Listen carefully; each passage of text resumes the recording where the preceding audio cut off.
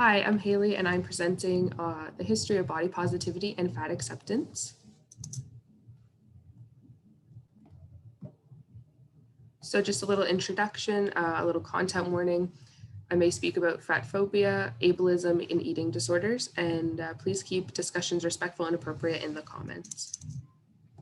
So what is body positivity? Body positivity is defined as a social movement initially created to empower overweight individuals while also challenging the ways in which society presents and views the physical body. The movement advocates the acceptance of all bodies regardless of physical ability, size, gender, or appearance. What is fat acceptance? The fat acceptance movement, also known as fat pride, fat empowerment, and fat activism, is a social movement seeking to change anti-fat bias and social attitudes by raising awareness among the general public about the obstacles faced by fat people. So let's just talk a little bit about the body positivity movement. So many people claim to have started this movement. These include, but are not limited to, the Victorian dress reform, Louderback, and Connie and Elizabeth. I don't know how to say Connie's last name, I apologize. So let's talk about the Victorian dress reform. So we all know what a corset is. Just a little thing you wear around your waist to make your waist appear more slim. So doctors brought the issues of compressed lungs, disrupted digestion, decreased oxygen supply to the blood, and a less developed uterus to light from wearing corsets. So we're going to talk about the Rational Dress Society.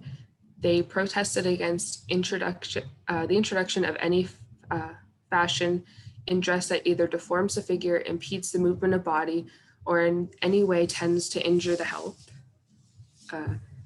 It protests against the wearing of tightly fitting corsets, of high-heeled shoes, of heavily weighted skirts, as rendering healthy exercise almost impossible, and all tie-down cloaks or other garments impeding on the movement of the arms. And Lady Frances Harberton was a co-founder of this society. Now we're going to talk about Lou Louderback. He was a fat man who's seen the unfair way fat people were being treated. He wrote an article called "More People Should Be Fat." This article was one of the first public defenses of fat people to be published, as well as writing, he wrote this article as well as writing a book called Fat Power, Whatever You Weigh is Right. And this article and book would have an impression on many and be used in other movements. So we're going to talk about Connie and Elizabeth. They founded the Body Positive in 1996 because of their shared passion to create a lively, healing community that offers freedom from suffocating societal messages that keep people in a perpetual struggle with their bodies. A little bit about Elizabeth. She has been practicing psychotherapy for 25 years, specializing in eating disorder treatments. She's committed to the Body Positive's work because she enjoys helping others leave body hatred behind and become free to focus on their life's purpose. Connie, she had personal experience with an eating disorder in her teenage years, and the death of her sister inspired her life's work to improve the self-image of youth and adults. She founded the Body Positive, in honor of her sister, and to ensure that her daughter and other children who would grow up in a new world, one where people focus on changing the world, not their bodies. So now we're going to talk about the fat acceptance movement. So some things that happened in the fat acceptance movement were the fat-in. William Fabery was a contributor to that, the NAAFA, and the Fat Underground. So let's start with the fat-in. 1967, 500 people, Central Park, New York City. They were protesting against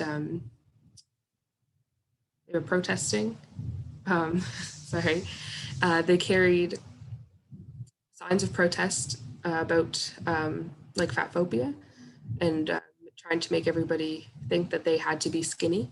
They burned diet books and photos of the model Twiggy. They were just visibly, publicly, and unapologetically fat.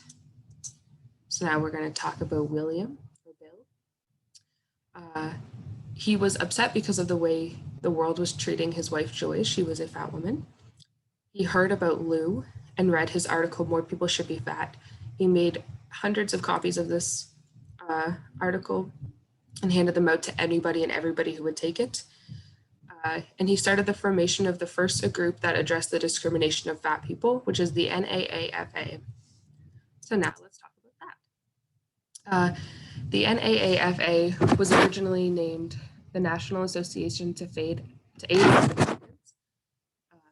It was founded in 1969 and is a fat rights organization dedicated to protecting the rights and improving the quality of life for fat people. They work to eliminate discrimination based on body size and provide fat people with the tools for self-empowerment through advocacy, public education, and support. As I said, the name was the National Association to Aid Fat Americans, but was changed to National Association to Advance Fat Acceptance in the 1980s. So let's talk about the Fat Underground. What is it? It was a group of feminists from California, run out of Los Angeles in the 1970s.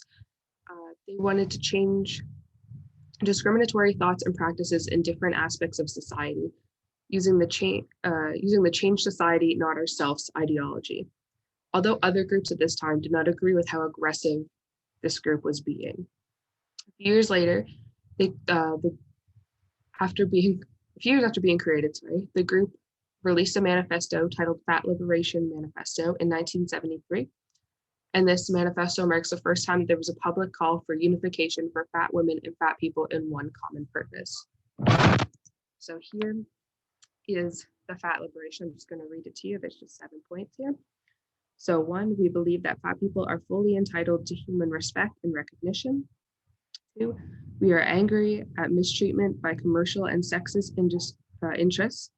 These have exploited our bodies as objects of ridicule, thereby creating an immensely profitable market selling the false promise of avoidance of or for relief from that ridicule. 3 is we see our struggles as allies with the struggles of other oppressed groups against classism, racism, sexism, ageism, financial exploitation, imperialism, and the like. 4 is we demand equal rights for fat people in all aspects of life, as promised in the Constitution of the United States. We demand equal access to goods and services in the public domain, and an end to discrimination against us in the areas of employment, education, public facilities, and health services. 5 is we signal out as our special enemies, so-called reducing industries. These include diet clubs, reduced salons, fat farms, diet doctors, diet books, diet foods, and food supplements, surgical procedures, appetite suppressants, drugs, and gadgetry such as wraps and reducing machines.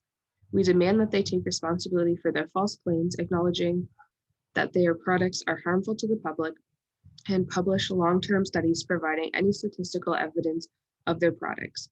We make this demand knowing that 99% of all weight loss programs, when evaluated over a five-year period, fail utterly, and also knowing the extreme proven harmfulness of frequent large changes in weight.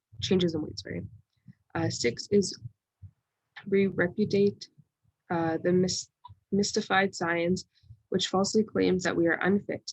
It has both caused and upheld discrimination against us, in conclusion with the financial interests of insurance companies, the fashion and garment industries, reducing industries, the food and drug industries, and the medical and psychiatric establishment.